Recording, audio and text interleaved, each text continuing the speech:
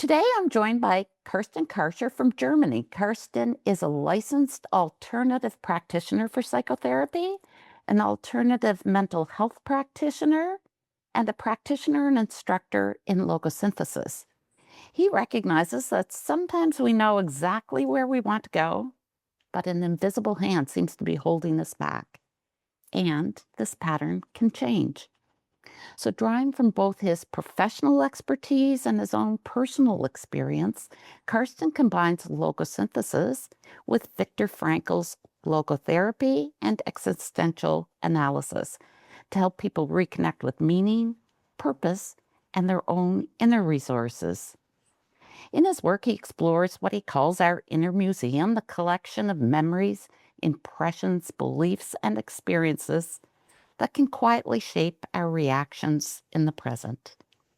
This can include major traumatic events, but also smaller, accumulated experiences that leave us feeling unsafe, inadequate, or disconnected from ourselves. Today, we'll explore trauma, microtraumas, fawning, and how logosynthesis can help people to release old patterns, reclaim their energy, and create more freedom to respond consciously rather than automatically. So thank you so much for joining me, Carsten. Thanks for the introduction, Cathy. I'm glad to be here. Yeah, I look forward to this conversation. So to start, can you give us an overview of how you were introduced to logosynthesis and what made you curious to explore it? With pleasure. First of all, I am convinced that there are no coincidences. And that's why I say logosynthesis found me at the right time. And it was some years ago. One day I read about it in a professional journal, and it immediately resonated with me. The concept of releasing blockages with words just touched me deeply. And my next action was reading, or let me say inhaling, Willem Lammers' book, Healing with Words. And then I immediately began testing logosynthesis on myself with countless topics at that time, very successfully. And it was love at first sight, I must admit. Wow. Yeah. Yeah. And then you work with trauma now, right? And so a lot of people think of trauma as only major life events. So when we start working with logosynthesis, it's like, oh, where do I start and what do I work with? And a lot of times we think of trauma, but there's also a lot of micro trauma and everyday injuries. And how do these smaller experiences become significant over time? Well, I guess major events are the first association with trauma, but especially the small injuries from our everyday life are often underestimated. But they can accumulate over time and can create blockages, withdrawal, or anxiety. And the more sensitive a person is, the more these small injuries can affect them emotionally. And surely our nervous system can process some of it on its own, but not everything. It depends on the amount of things we collect and how much it hurts us. And of course, it depends also on our sensitivity level. Yeah, and I always considered myself like I wasn't very sensitive, and so then it didn't really bother me. And yeah, when I worked with logosynthesis, I started to realize, oh, I react quite often. I guess it does bother me. So yeah, a part of it is actually kind of recognizing how things are impacting us. And so you talk about a concept of an inner museum, which is a nice metaphor for how these experiences might be stored. So what do you mean by this? And how do these stored experiences really continue to influence our lives today? Well, first of all, I have to say I love working with pictures or images or even metaphors because it's so easy for our brain to process them. And I really like the concept of the inner museum in the context of logosynthesis, because we live just like in a museum. Our personal space and energy system becomes continuously filled with events over the course of our lives, the beautiful ones, but of course also with the distressing ones, the life events. And each one of them may become an energy pattern, an artifact, as I call it. And referring to all these energy patterns as artifacts already helps to look at them with a bit more distance, which is lowering their impact. And by the way, getting into distance to distressing things is typical of logotherapy, but I guess we'll talk about that later. Yeah. Yeah, and it's distancing. So a lot of times when we work with logosynthesis, we're working with memories, and sometimes those memories are right in our personal space, like right up close. And then after the sentences, people seem to experience that there's more distance from that memory, both feeling more distance from it, but also that that museum seems less cluttered. So yeah. So we're not always aware of this inner museum, or we're not always aware of how our past experiences influence in the moment. And so therefore we're kind of pushed back. We have a tendency to push back even on the idea that we're reacting to something. So how do we begin to recognize that maybe we are reacting to something from an old experience rather than what's actually happening right now?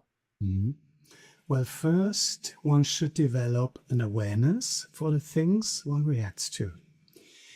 And in the course of therapy, I verbalize it quite openly and quite often when I have the impression that a person is reacting to something old. And this already helps my patient creating an awareness as well as a sensitivity for triggers. And it often leads to an important insight, like, oh, this reaction is once again about an image, an artifact, maybe of a former partner, but not about my current partner I have a problem with. And this already helps, again, to distance oneself from a reaction. It creates an awareness that the current reactions have, hopefully, nothing to do with the current partner, for example. Yeah. And they are simply reactions to an older trigger, nothing more, nothing less. And this insight makes a trigger somewhat less intimidating. Yeah, when you talk about the, like even with logotherapy, and again, we'll get into that in a little bit, but I wrote a book, Thriving in Our Times, from reaction to action using logosynthesis. And I used that quote of Viktor Frankl, between the stimulus and response, there is a space, and these triggers close that space. So we're stuck reacting. And when we can shift the triggers, then we have more space to choose an action. And otherwise, we end up getting stuck in these survival patterns. And when we talk about survival patterns, oftentimes we're talking about fight, flight, freeze. So for me, as a, when I was introduced to logosynthesis, I'm a busy working mom, and I wouldn't say that I was stressed at the time. I didn't really acknowledge that. I was just doing what had to be done. What I would acknowledge was maybe I overreacted at times. And so if you think about it as, okay, I overreacted, or I got stuck in a fight, flight, freeze response. And when you get into the therapy side of it, fight, flight, freeze are trauma responses. But there's also a fourth one, and you work with the fourth trauma response called fawning. So fight, flight, freeze, and fawn, which is a term coined by Pete Walker in 2003 and really popularized by his book in 2013. And you specifically address this. So can you explain what fawning is and how it develops? Mm-hmm. As you said, fawning is the fourth autonomously triggered survival response of our nervous system. And that means if for any reason our system decides that fight, flight, or freeze will not ensure survival, it chooses fawning or submission to protect oneself from danger and in order to escape the threat. A brilliant strategy, in my opinion, but if it remains undetected or unconscious, it may lead to conflict and diseases. And the fawning reaction can be caused by traumatic events, or typically it originates from unreliable relationships with parents or primary caregivers. For example, how would a child react to a father whose behavior is steadily unpredictable? The child autonomously tries to please the father as much as possible in order to get a feeling of safety or love. And this is typical of a fawning reaction, which might get chronic at that point. Because our system always says safety first. And the human brain combines fawning reactions create safety. And that's what our brain is longing for, safety. Yeah. And so, when you're saying that, what came to mind to me was, for a lot of times females from a gender perspective, and both genders, all genders can have fight, flight, freeze, or fawn, but it's still that there can be that gender tendency, because a lot of times young girls especially are seen as caring, helpful, easy to get along with, whereas from a male perspective, it might be other behaviors that are rewarded. And so a lot of people will see themselves as caring and helpful and easy to get along with, maybe stuck in a pattern without really realizing it. And for me, I guess it was, I was kind of stuck in that caring, easy to get along with. And it wasn't necessarily even something that you could distinguish that it was a stress reaction pattern, because it's something that we tend to reward people for these behaviors sometimes, right? You're a very nice person, you're very kind, you're very caring. So how can someone really distinguish between a healthy kindness from a pattern where maybe they're abandoning their own needs? Sometimes it's a bit tricky to separate the two, because the fawner is often not aware that they are bypassing their own needs. Maybe they haven't learned another way, or they simply cannot perceive their needs, which is tragical in my opinion, and I hear that quite often. And it can only be figured out by knowing what fawning is, and by actively questioning typical patterns of behavior, like, am I acting according to a belief here? Like, please everyone, be quiet, don't be angry, don't be whatever. Or is my nervous system in need of safety? And is this the reason for pleasing everyone? Am I trying to unconsciously please my father again, at least? Yeah. And there's a main difference to healthy kindness. In healthy kindness, one's own needs are not disregarded. I can perceive this is too much for me today, and I can choose to say yes tomorrow, while the fawner would be unable to say no. Yeah. Yeah. And I see it often, right? Like a lot of successful professionals can get stuck in that pattern, and it can be hard to recognize. And oftentimes when we think of stress, we can get stuck in these stressful patterns, and there's never really, if we're still coping, we're still managing, we're still living our lives the way we believe we need to live them, then there's no immediate need to change what we're doing.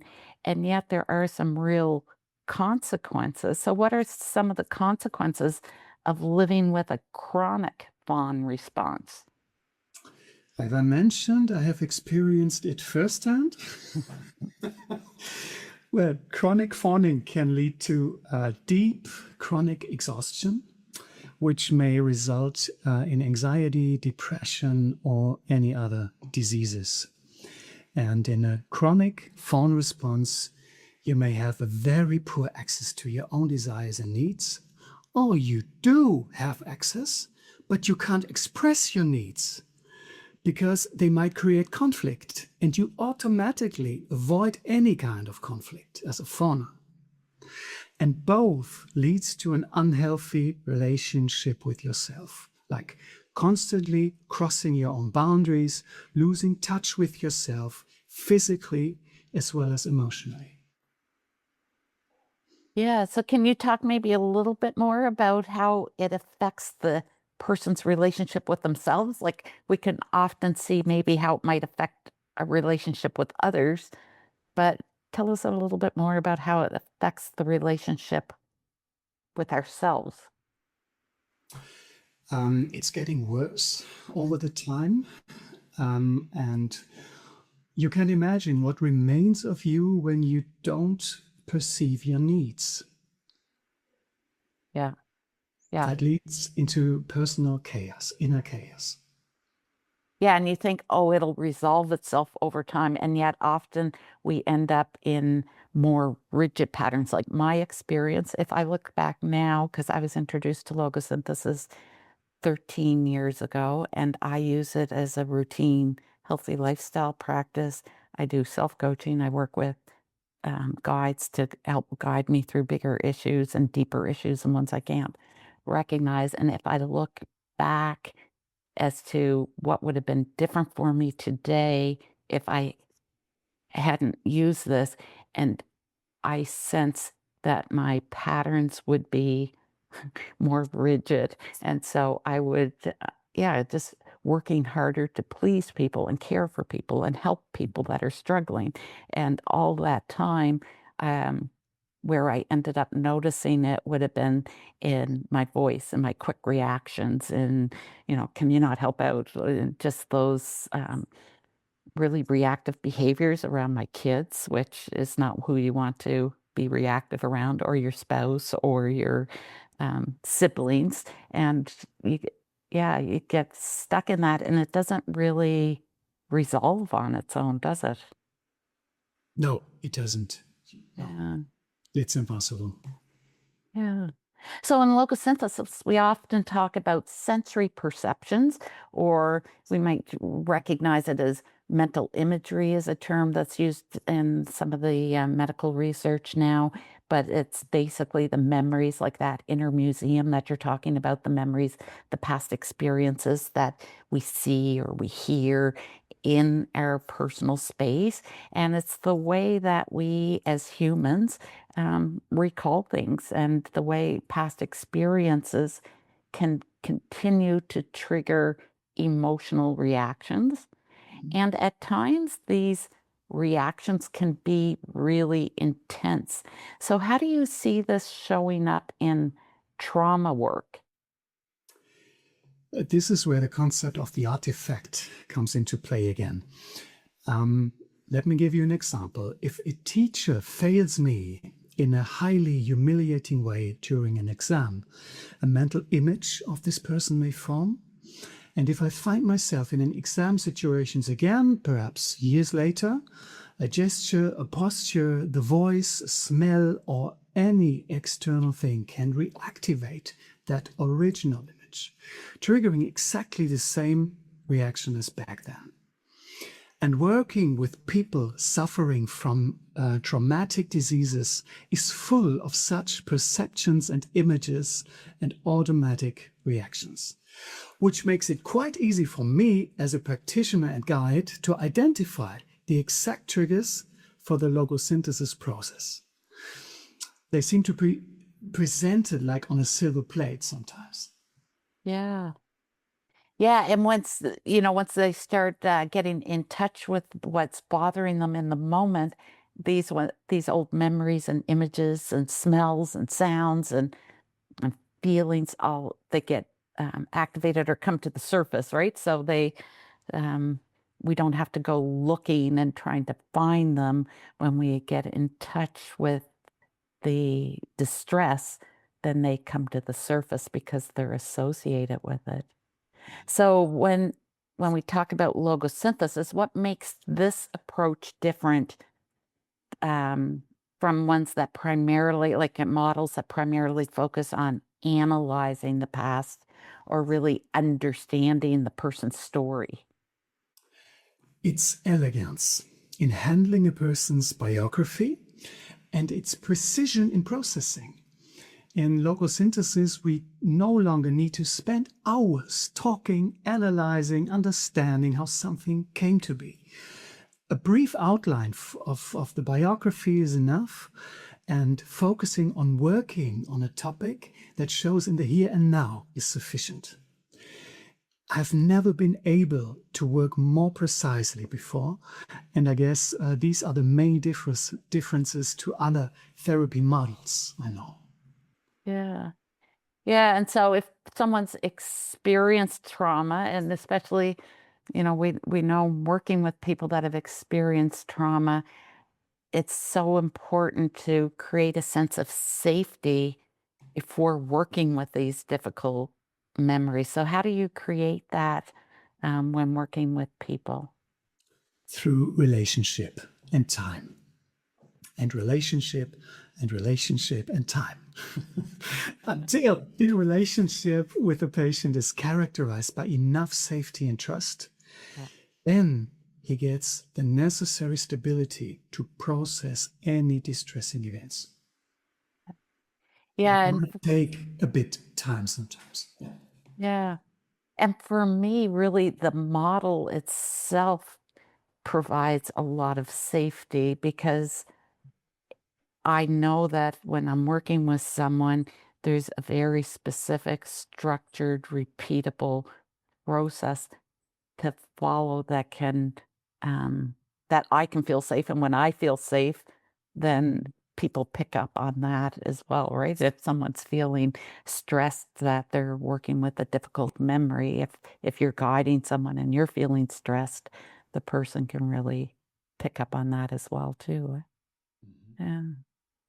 So how do you explain logosynthesis to someone who's skeptical and then maybe they don't know about it, but even more so, they might know a little bit about it, and you say, we use the power of words to restore the flow of energy, or we use the power of words to resolve the blockages that are keeping us from enjoying life more fully. So someone's skeptical and thinks, how can words actually create change? How do you work with that?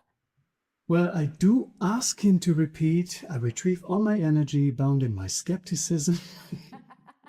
Yeah. I'm kidding. Yeah. Seriously, by fully allowing them their skepticism and telling them logosynthesis acts like a magnet, moving metallic objects with its radiation, which is also invisible, you can only see the effect, but not the physical energy. I might also invite the person to one of my introductory workshops to get a first experience, which is much better than explaining logosynthesis for hours, how and why it works. And I remember some time ago there was a very skeptical person. We were applying logosynthesis, and during the processing pause, I won't forget that, she said, "No way, I don't believe that it could actually work." And I went on with the treatment, and I said to myself, let's wait and see. 3 days after the treatment, she called me and told me now she was completely convinced. So let me say, experience it. Yeah. Logosynthesis can't not have an impact. And I would sign it. Yeah. Yeah, and I'm aligned with exactly what you're saying. And the experience is so important because when we are trying to explain it, we are engaging kind of those cognitive processes that are based on beliefs. And the interesting piece about beliefs is with logosynthesis, we work with beliefs as an energy form as opposed to a cognitive structure. And when we address it from a cognitive structure, if you believe something can't work, it's a belief, you know it's true, so it can't possibly change cognitively. And yet when we work with that belief energetically, using the basic procedure, we notice how the energy shifts in that belief. And it's not about whether it's right or wrong. It's just that there's more flow in it so that there's more opportunity for other options and other, there's more flow for exploring, for curiosity. And that's what I love about it. Exactly. That's what I love as well. Energy is not good or bad. It is stuck or it is in flow. Yeah. And Yeah. that's wonderful. And I've spent so much time over the years trying to convince people. I wrote 2 books about it, just trying to convince people to give it a try. And it's like, no, all they have to do is experience it and be curious. So yeah, it's interesting. So do you have an example that you can share of someone's relationship with a painful memory and how that changed with logosynthesis? Sure, numerous examples. I'm consistently showing that the painful memory faded after applying logosynthesis, and the original triggers no longer caused any reactions. To give you an example, there was a person, one of my patients some time ago, who had an accident. He was on his way to work when suddenly another car crashed into my patient's car unexpectedly, and he couldn't see it coming. It came all of a sudden. And as a result, he suffered from whiplash injury and was barely able to drive anymore, which was pretty tragical because he made his living with driving. Imagine that. Wow. And the image that formed in the accident was the suddenly appearing crash and bump. And from then, the person developed a fear of driving, as you can imagine. In our treatment, we worked on the sound of the crash and the jolt, which remained in the person's personal space.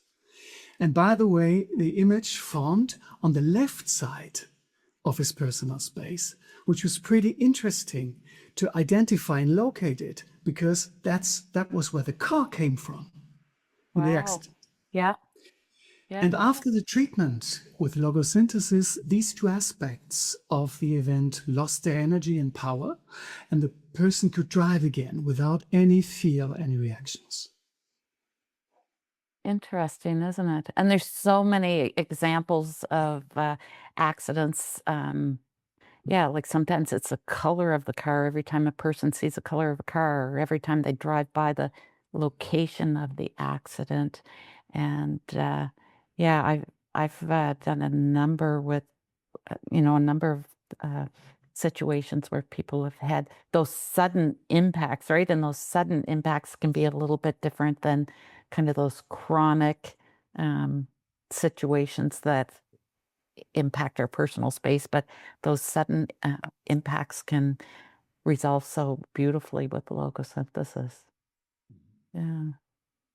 So you integrate Viktor Frankl's logotherapy and existential analysis with logosynthesis. And for those listeners who are not aware, logosynthesis was given its name by Willem Lammers in recognition for the impact of the work of Viktor Frankl and through logotherapy, and also Roberto Assagioli with the psychosynthesis. And so there's a huge element of meaning and purpose and our life mission in the logosynthesis. So how does meaning and purpose contribute to this inner museum that you work with? Mm-hmm. Well, as far as I read, also Willem Lammers is a big fan of Frankl's work. So am I, and I love to combine Frankl's work with Lammers' work. I guess, they're a wonderful couple. And according to Frankel's work, it is very important to sufficiently distance oneself from distressing artifacts in our memories or personal space. And in order to deal with them differently, to take a stance toward them, or ultimately to derive something meaningful from any life event. Like I have been a chronic fawner. One day I detected it. I worked on it with logosynthesis, of course. And finally, I work with people suffering from fawning. That is the meaning I derive from my experience. So if I have experienced something traumatic myself and processed it, I could become an expert through that very experience and support others with this topic in the future. Like Frankl did, write a book to help other people, talking about it in public, protecting others from such experience through sharing my experiences. And according to Frankl, the meaning, or according to Lammers, the mission, which is identical, is fulfilling then. And the person lives in harmony with their essence, leading a meaningful life. So traumatic events become treasures in the end. Mm-hmm. Yeah. It's all part of our personal growth and discovery. Yeah.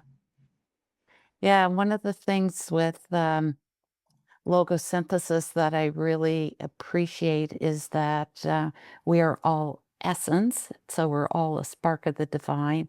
And in this work, we are shifting the frozen energy that's blocking us from that awareness. And that premise of the work has been very beneficial for me, because as we work with the layers of experiences that have impacted us over the years, and we release the energy, we restore connection to our true self. So we're spending less time reacting to other people, and we're more connected with who we truly are. And we recognize that who we truly are, our essence and love, we're not necessarily trying to change ourselves. We're just trying to be who we are, as opposed to reacting to everything that's happening around us. And to me, that's a really beautiful premise, and it's very anchoring in not only my own personal work, but if I'm guiding someone else, I can trust that when they resolve those blocks or shift that inner museum and clear it, then they are more connected with who they truly are and their mission. And it's not up to me to have to tell them who they are. They know. So yeah, it's because what I find now, a lot of people are spending a lot of time, many years, trying to fix themselves or change their behaviors. But yet, logosynthesis moves people, or allows people to move beyond managing the symptoms to simply experience greater freedom. So, is that something you notice? How do you speak to that? From Frankel's work, how can you fix something which is not effective? Okay. Yeah. It comes from Frankel's conception of humanity. But to answer your question, I have rarely seen pure behavioral changes leading to long-term success. As we know, logosynthesis works directly at the root of where things originate. And once this is addressed, the symptoms disappear on their own. And an example, a person who wants to lose weight and repeatedly tries different diets, only to fall back into the famous yo-yo effect every time, it wouldn't help to just change behavior. If they process the original issue behind their behavior, such as maybe lack of parental love that is unconsciously compensated through food, I'm confident that true behavioral changes in their diet will occur then, completely naturally, because there is no longer need to compensate anything. And there's a difference to just changing a pattern of behavior. And this is another example of the elegance and precision of logosynthesis. Any symptoms are merely reactions and are only noted during exploration, while the focus remains entirely on the respective trigger and resolving the trigger with our magical sentences. And God knows they are magical. Yeah. They are. And as you speak about weight loss, I trained as a dietitian, and one of the things that always disturbed me as a dietitian that we spent a lot of time teaching people what they should do, and oftentimes people knew what they should do, myself included, and yet they didn't do it. And so for me, it was like, obviously there's a disconnect here. People want to be healthy, people want to be a nice weight, and people know what they should eat, and yet we don't do it. And so I guess I had like 30 years of a huge disconnect between knowing what we should do and still not being able to do it. And then with logosynthesis, I was in a seminar with Willem, and it's like, there are no shoulds. So either we do it or we don't do it. And the frozen energy is blocking our ability, keeping us stuck in reactive patterns or whatever. And so then that resonated with me, and it allows me to bring the two disciplines together more gracefully, I guess, and to have more empathy with why we do things that we know we shouldn't do. So as we start to work with it, it doesn't change overnight. Like, we don't automatically stop doing everything that we know we shouldn't do. So as we start working with logosynthesis, what does it look like when someone begins to reclaim their energy from their old experiences? Let me use a picture, like a sunrise over a calm sea. Oh, I nice. experience it time and again like this. The person automatically straightens up, appears clearer, lighter, and even if it might sound strange, brighter. Yeah.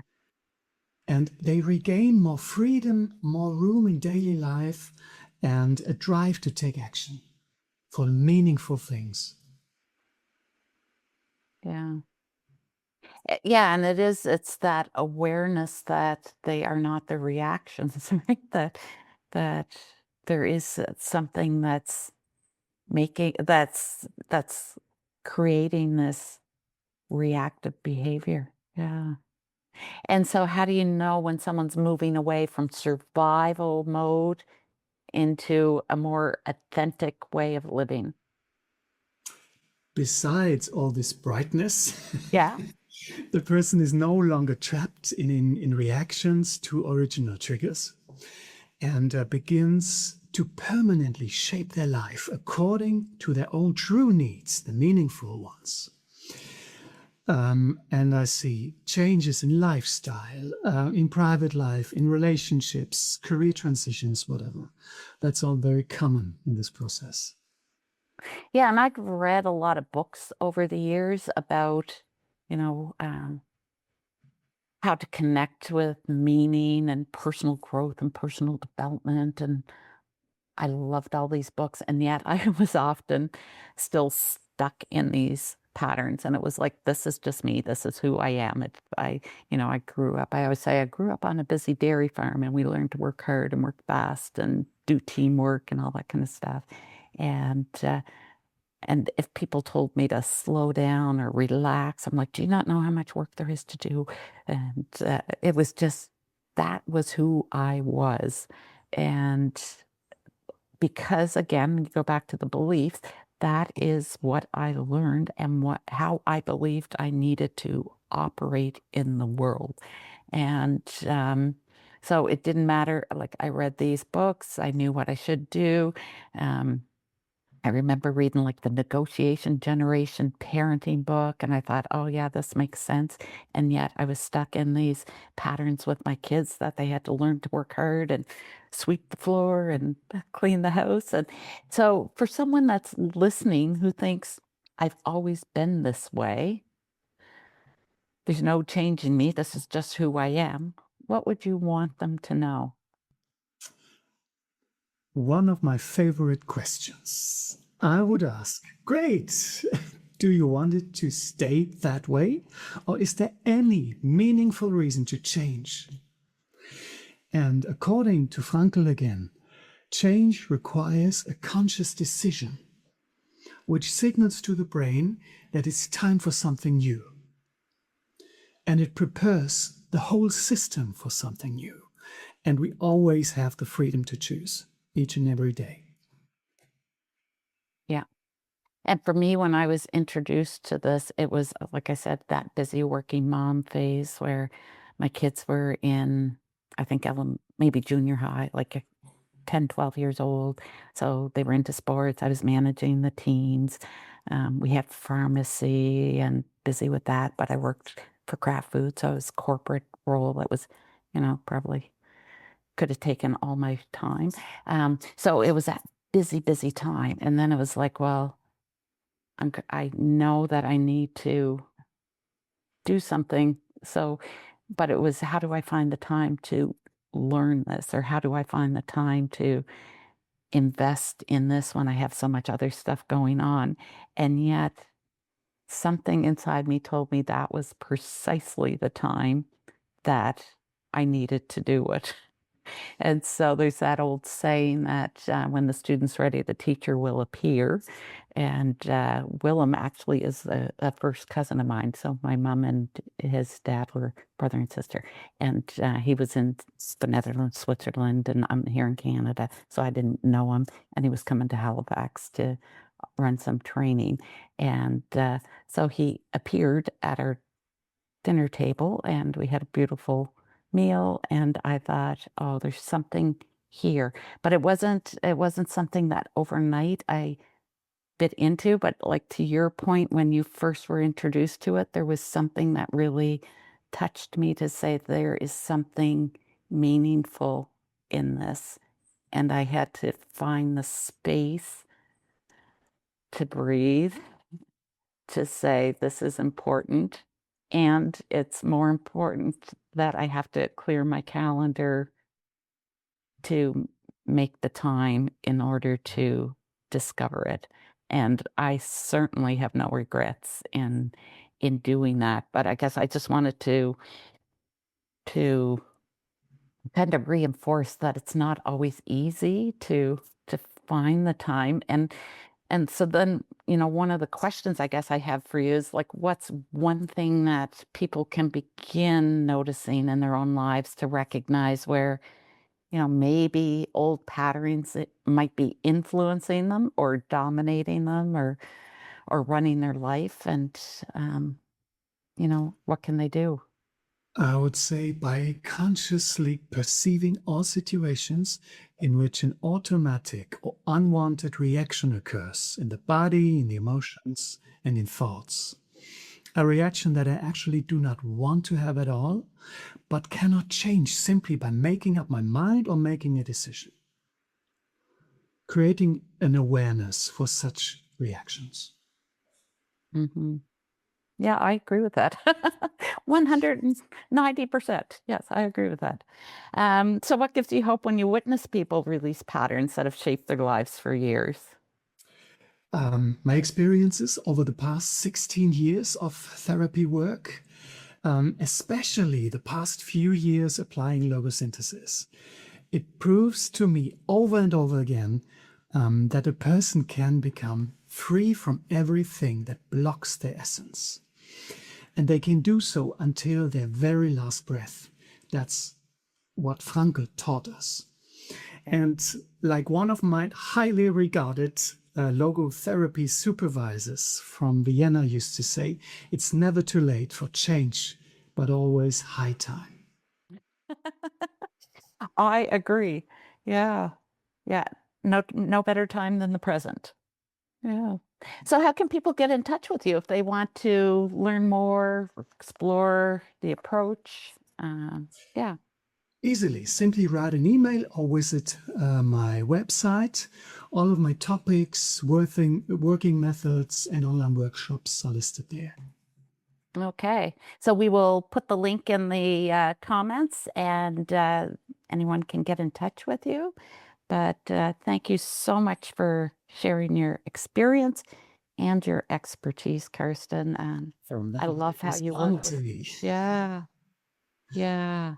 Do you have any closing word for people? Be free to choose. Get in touch with your essence and be free to choose.